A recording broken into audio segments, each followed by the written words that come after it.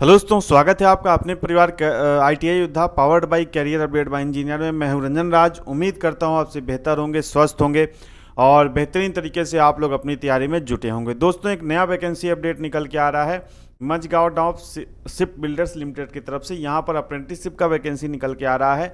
10th पास के लिए apprenticeship है, 8th पास के लिए अप्रेंटिसशिप है और साथ ही साथ ITI वालों के लिए अप्रेंटिसशिप की वैकेंसी यहाँ पर निकली हुई है। तो कंप्लीट इन्फॉर्मेशन जो आपको इस फॉर्म को भरने के लिए ज़रूरी है उसके बारे में मैं चर्चा करने वाला हूं।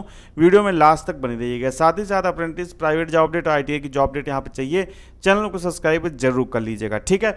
चलिए आइए बढ़ते हैं इसके अपडेट की तरफ। तो आप देखोगे यहाँ पे नीचे अनाउंसमेंट में तो कैरियर अप्रेंटिसशिप आपको यहाँ पर नोटिफिकेशन आपको मिल जाएगा। बाकी नोटिफिकेशन आपको हमारे टेलीग्राम ग्रुप में भी मिल जाएगा। ज्वाइन नहीं किया तो ज्वाइन कर लीजिएगा। अब आइए चलते हैं इसके नोटिफिकेशन की तरफ। तो देखिए भाई, ये है notification Mazagon dock ship builders limited, ठीक है, मुंबई में ये उपक्रम है। अब यहाँ पर देखो क्या है, selection of 518 trade apprenticeship for the year 2024 under the apprenticeship act 1961, ये वैकेंसी निकली हुई है। अब बात करते हैं भाई कि वैकेंसी कौन कौन सी है। तो सबसे पहले देखोगे तो ग्रुप ए, ग्रुप बी और ग्रुप सी में वैकेंसी निकली हुई है। इसमें ग्रुप ए में 10th पास है। 10th पास अगर आप हैं तो भी आप अप्रेंटिसशिप के लिए अप्लाई कर सकते हैं। इसमें ड्राफ्ट्समैन मैकेनिकल की पोस्ट है, इलेक्ट्रीशियन की पोस्ट है, फिटर की पोस्ट है, पाइप फिटर की पोस्ट है और स्ट्रक्चरल फिटर की पोस्ट है, ठीक है। और जो 10th पास पर आप अप्रेंटिसशिप करते हो, इसका अप्रेंटिसशिप ट्रेनिंग का जो ईयर होता है 2 साल का आपका अप्रेंटिसशिप ट्रेनिंग होता है। इसमें प्रथम 3 माह में 3000 रुपये, उसके बाद 9 माह 6000 रुपये और द्वितीय वर्ष में आपको 6600 रुपये अप्रेंटिसशिप स्टाइपेंड के रूप में आपको मिलते हैं। इसमें एज लिमिट 15 से 19 साल रखी गई है। अब बात करते हैं ITI वालों के लिए कि ITI वालों के लिए कौन कौन से ट्रेड में वैकेंसी निकली हुई। जो लोग ITI पास है उनके लिए वैकेंसी है। आप यहाँ देखोगे फिटर स्ट्रक्चरल या ITI फिटर में आपकी 50 पोस्ट है, ड्राफ्ट्समैन मैकेनिकल की 15 है, इलेक्ट्रीशियन की 25 है, ICTSM की 20 है, इलेक्ट्रॉनिक मैकेनिक की 30 है, RAC की यहाँ पर 10 पोस्ट है, पाइप फिटर की 20 है, वेल्डर की 25 है और गोपा की 15 पोस्ट और कारपेंटर कि जिसकी वैकेंसी नहीं आती जल्दी, अप्रेंटिस हो या परमानेंट हो, उसकी 30 पोस्ट है। इसमें आपका अगर ITI पास है तो आपका अप्रेंटिसशिप ट्रेनिंग 1 साल का होगा। 2 साल की ट्रेड को 8050 रुपये पर मंथ और 1 साल की ट्रेड को 7700 रुपये पर मंथ आपको स्टाइपेंड मिलेगा। इसमें एज लिमिट 16 से 21 साल है, लेकिन अगर आप OBC हैं तो आपको 3 साल का रिलैक्सेशन और SC ST हैं तो आपको 5 साल का रिलैक्सेशन मिल जाएगा, ठीक है।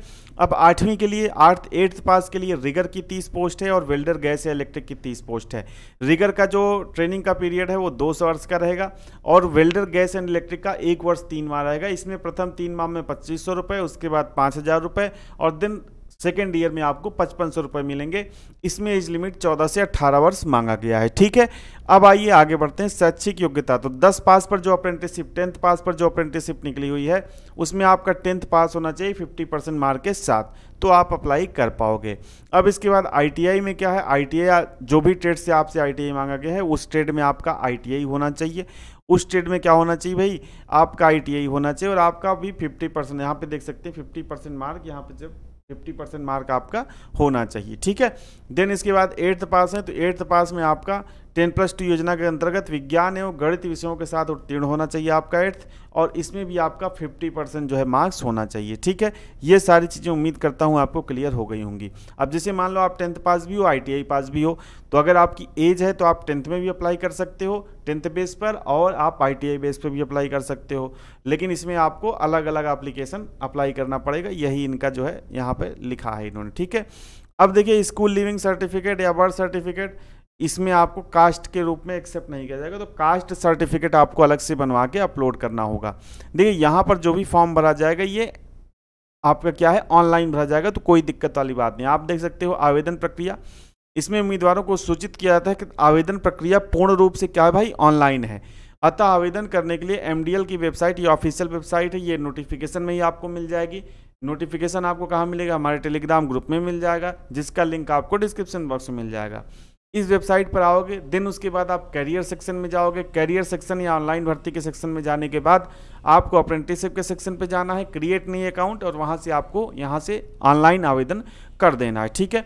100 रुपये आपकी जो फीस है ये आपकी लगेगी। SC ST PWD जो कैंडिडेट हैं उनके लिए कोई फीस नहीं लगेगी। बाकी जनरल OBC EWS को यहाँ पर फीस देना होगा, ठीक है।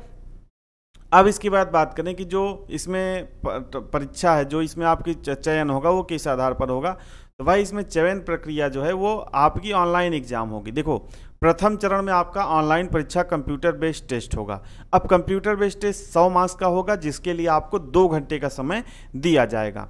अब देखिए 10वीं जो लेवल पर अप्रेंटिसशिप है उसका ये सिलेबस है, जिसमें आपका इंग्लिश एवं GK 25 question, physics 25 question, chemistry 25 question और मैथ आपका 25 क्वेश्चन रहेंगे।